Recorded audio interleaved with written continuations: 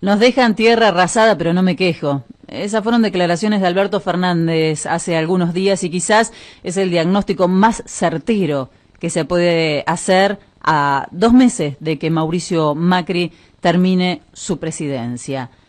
La campaña oficial es más o menos, a esta altura, un tren fantasma. Un tren fantasma que además está subsidiado por el último tijeretazo a la coparticipación de las provincias, a la que la justicia le dio la razón, y voy a volver sobre ese tema enseguida. Un tren fantasma que busca meter miedo, con Pichetto pidiendo dinamitar las villas y que huele todo por el aire. O con Lilita Carrió anunciando que el día de las elecciones se van a declarar ganadores, a pesar de no conocer los resultados, a las 18 horas. Más que terror, quizás provoque risa escuchar al presidente prometer que esta vez sí se puede y además que si es reelecto va a avanzar con conexiones de internet en los jardines de infantes. ¿Estará hablando de aquellos jardines de infantes que prometió al comienzo de su mandato y que finalmente no construyó? Terror y absurdos. Realmente creo que no los merecemos, ninguno de nosotros. Mientras tanto, la Argentina está a la deriva. El presidente se fue de campaña y no existe registro de una autoridad que lleve las riendas en medio de esta crisis. Es como si el país estuviera en piloto hasta las elecciones de octubre. ¿Qué va a pasar después? ¿Cómo vamos a llegar a diciembre? Nadie a esta altura, y me parece que esto está bueno decirlo también, le pide explicaciones a Mauricio Macri. Nadie, desde ningún sector, le pide explicaciones al presidente. Tierra arrasada. Arrasaron con todo lo que suponía un derecho, transformándolo en un negocio. Esa es para mí la mejor definición de lo que ha sido este gobierno de SEOs exitoso. Porque sí, fue exitoso, no para la mayoría, pero sí para ellos. La mejor definición de lo que significó este gobierno neoliberal, la constitución de negocios allí donde se habían obtenido derechos. En Argentina, hoy el que puede pagar accede a la salud, a educación. El que puede pagar come, tiene vivienda. El que puede pagar vive con energía eléctrica y gas. Y no estoy exagerando, hay números que indican que muchos argentinos decidieron salirse de la red de gas natural porque no pueden seguir pagando. Hay muchos argentinos, muchas familias que no tienen energía eléctrica porque no pueden pagar la tarifa. Tierra arrasada. Hay más familias sin techo, hay más asentamientos en todo el territorio, hay más villas, más niños en la pobreza, más jubilados empobrecidos, ajustado por ley.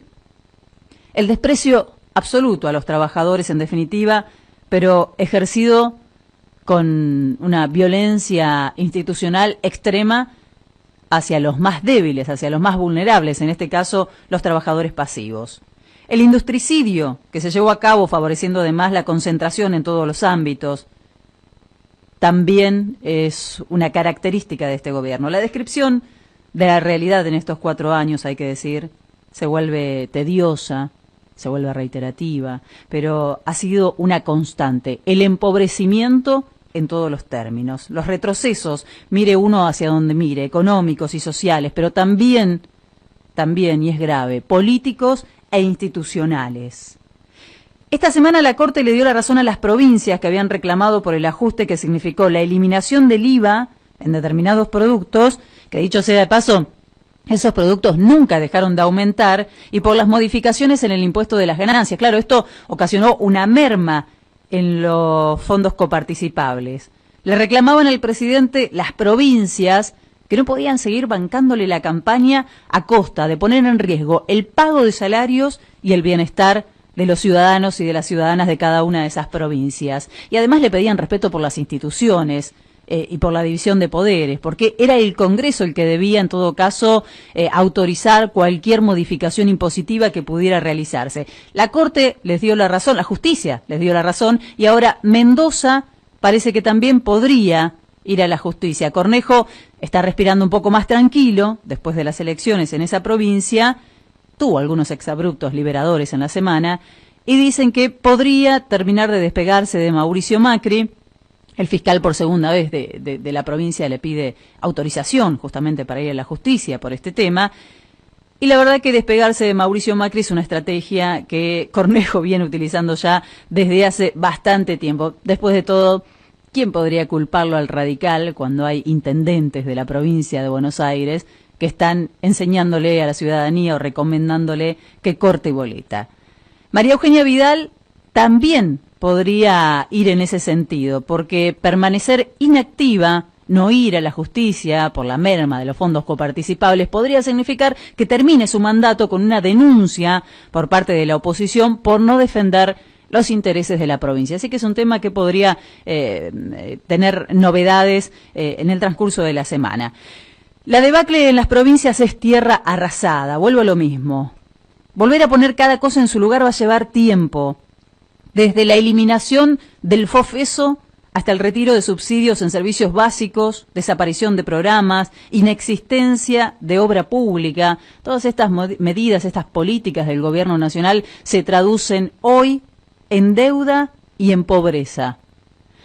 Invertir el orden de prioridades sea quizás el primer paso que deba dar Alberto Fernández si gana las elecciones. De eso ha hablado, para poder cumplir con este federalismo que viene proponiendo en campaña.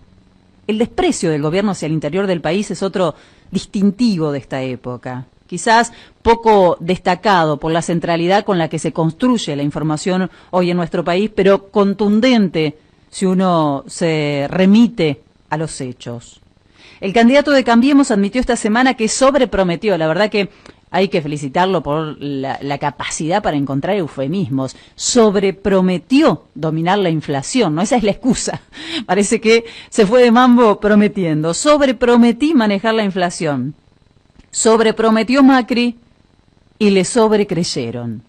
Decía Macri, recuerdan ustedes que era lo más fácil del mundo bajar la inflación, pero resulta que advierte que en septiembre va a superar, advierten, los 4 puntos y que al finalizar el año rondaría los 54, 55 según las consultoras privadas. Insisto, ¿qué está haciendo el gobierno, además de campaña, con estos números en danza? ¿Qué está haciendo para mejorar nuestra situación?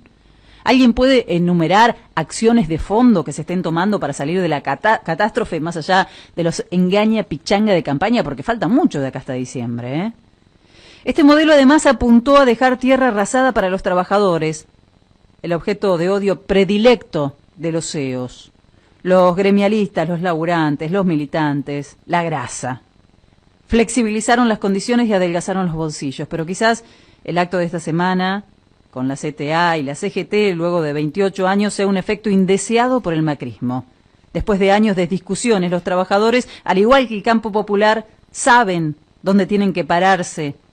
Una buena ante tanto camino para desandar.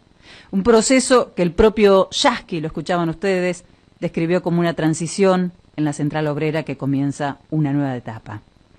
La idea de unidad ante la debacle parecía imposible hace 2 años en el peronismo, también en el sindicalismo. El abismo propiciado por el gobierno de empresarios pudo acortar las distancias.